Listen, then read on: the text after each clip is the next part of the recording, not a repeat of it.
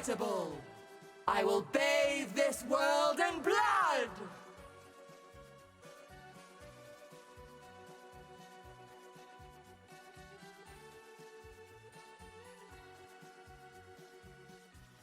Impressive, but futile. I cannot die. You know this.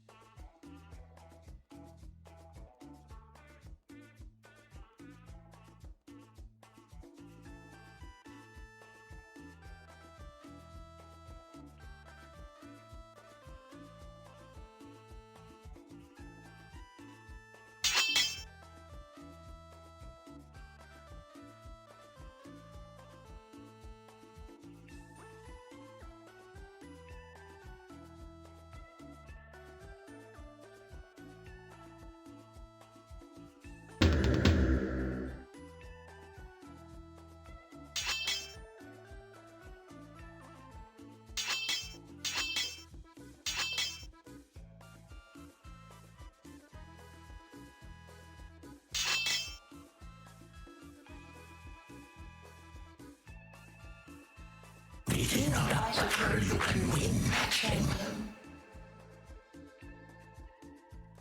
Perish. Guiding mass. Inescapable doom. Energize the spheres!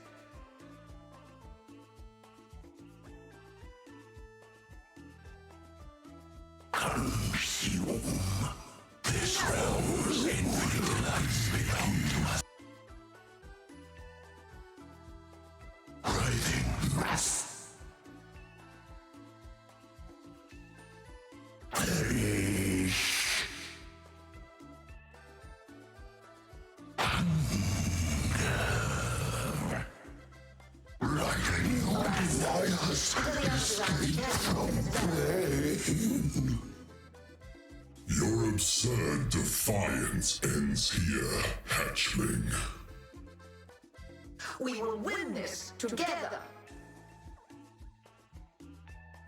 Annihilation.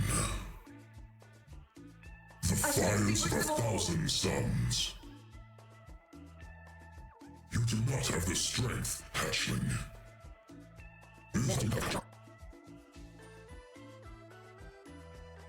Disintegration. Cleansing. Annihilation. Incineration.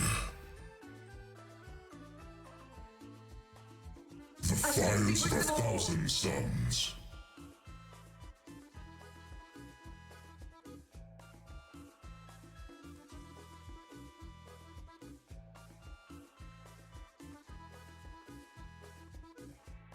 Is that all you have, hatchling? Annihilation. The hatchling. Until the others Surprises. challenge me for this realm. Glorious flames! Why resist? What's this? A real challenge? You've finally caught my attention.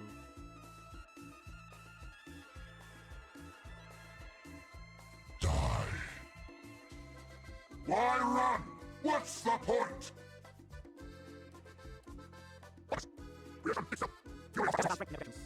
They became reliant on them. I am not so foolish. Your lives are meaningless!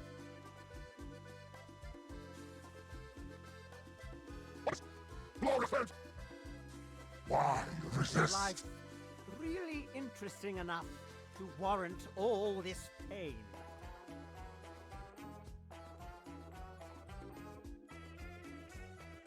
Die. This world is doomed! This city is nothing!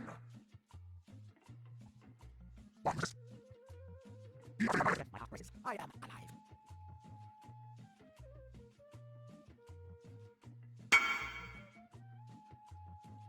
Beyond, there is only horror. Everlasting fire!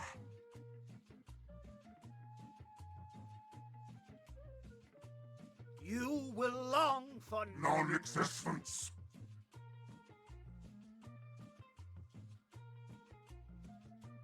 Be silent. This world is doomed! Everlasting fire! I felt.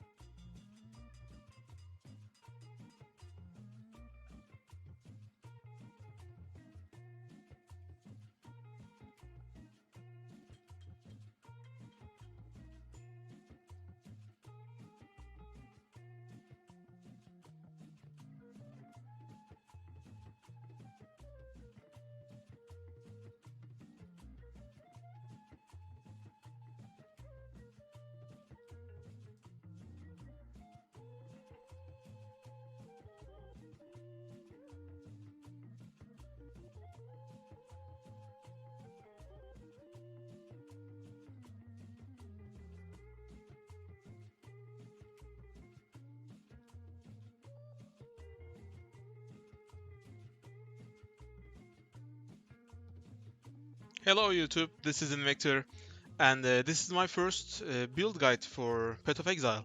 So what we have here is the strength stacking CYCLONE Slayer, and why I made this build is because of the weapon enchant that we got this league, which is plus 2 meters to weapon range. Please don't mistake this with plus 0.2 meters we usually get, because this is just plus 2 meters. So after my friend John told me that this could be good for CYCLONE, I decided to make this build, and I was already playing the strength stacking version of my Flicker Strike, so I said why not? Let's just change some of the items, the passive tree, and also, of course, start a new character and make this. So plus 2 meters to weapon range actually puts us to 4.1 meters of AoE radius. From the footage that you just saw, it's actually a very good range, and the CYCLONE actually feels really good if you invest enough money in it. So this weapon enchant requires 2 power runes, which are like 6.7 divines right now, and also requires, I think it was 50 war runes and 40 mountain runes, and mountain runes are, I think, 0.2 divines each. So this is an expensive enchant. The weapon itself has the weapon is of course jeweled foil, because the thrusting weapons actually have the greatest range when it comes to 100 weapons, and plus 2 meters to weapon range only exists for 100 swords, so we have to use a sword. this has the implicit of fire damage with attacks to weapon per 10 strength, but this is only applicable if you have original sin, and this is I think right now 0.8 mirrors. So if you don't have original sin, it doesn't matter. I used this build without it and it worked fine.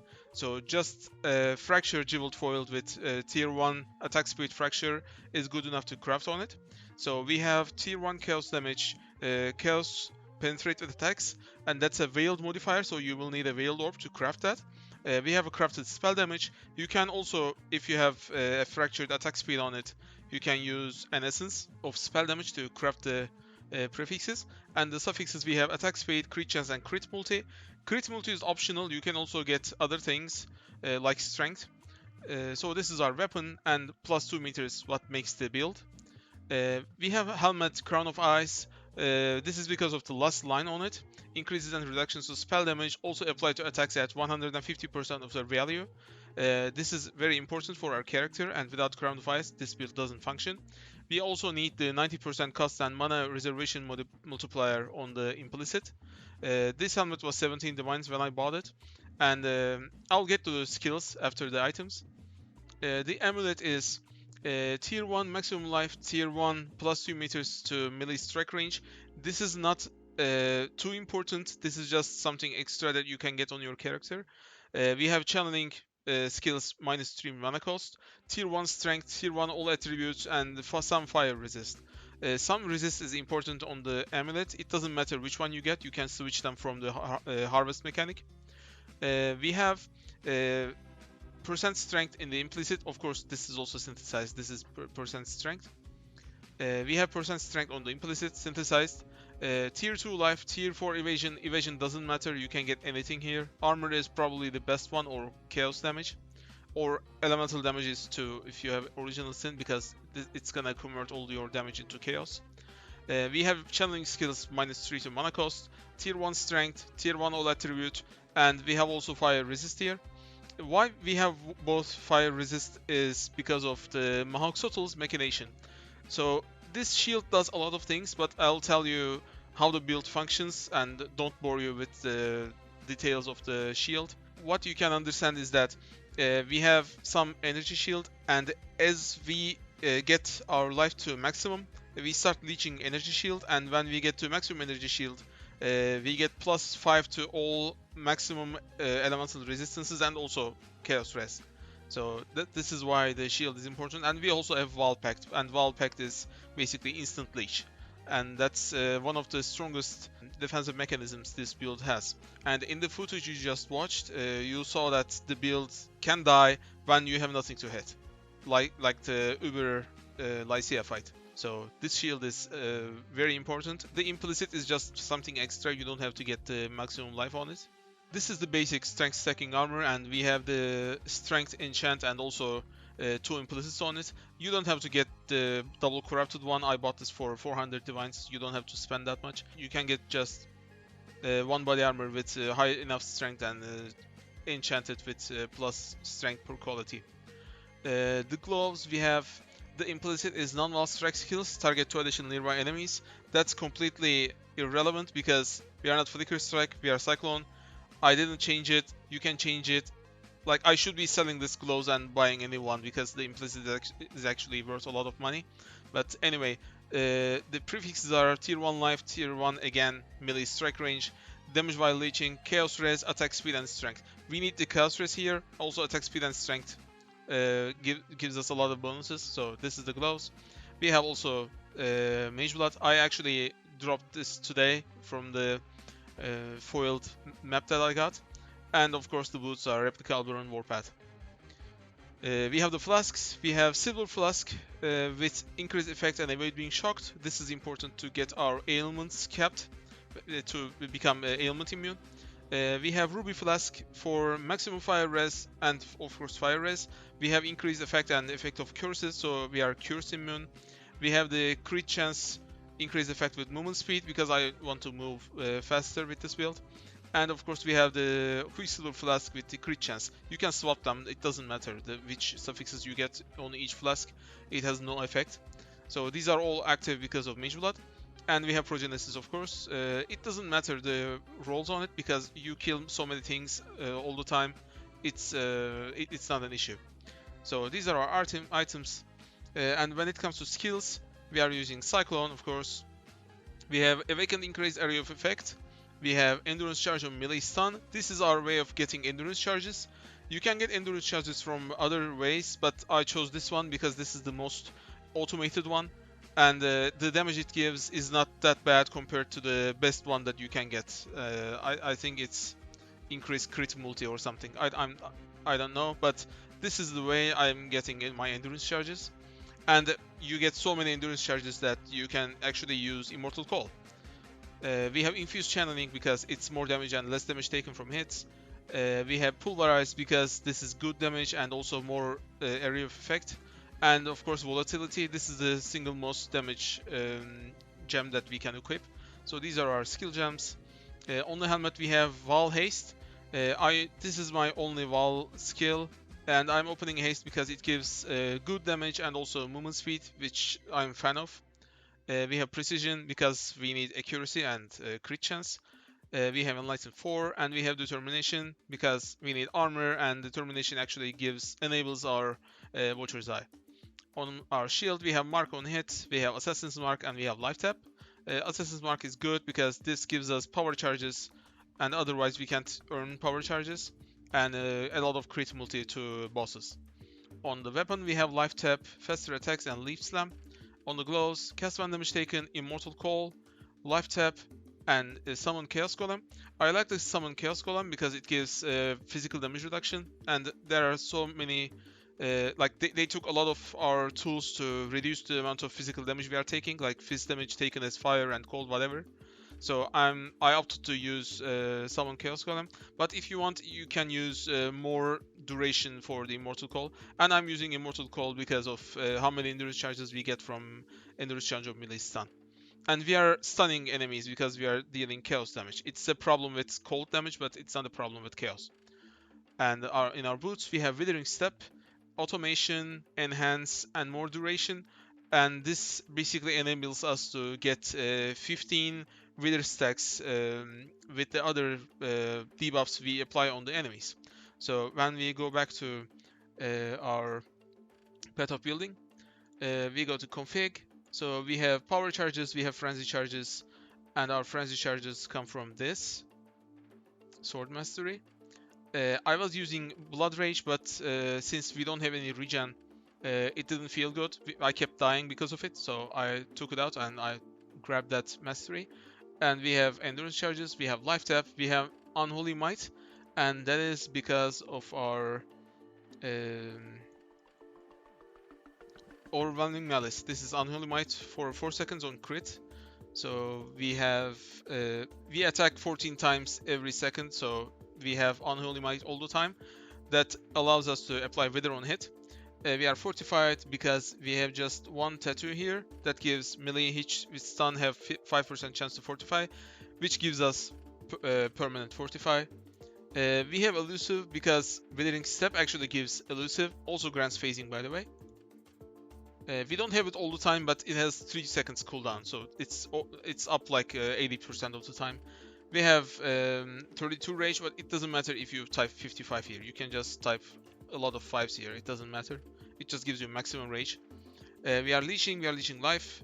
We have enemies killed. We have 15 wither stacks, and we are intimidating our enemies. And this is Guardian Pinnacle bosses.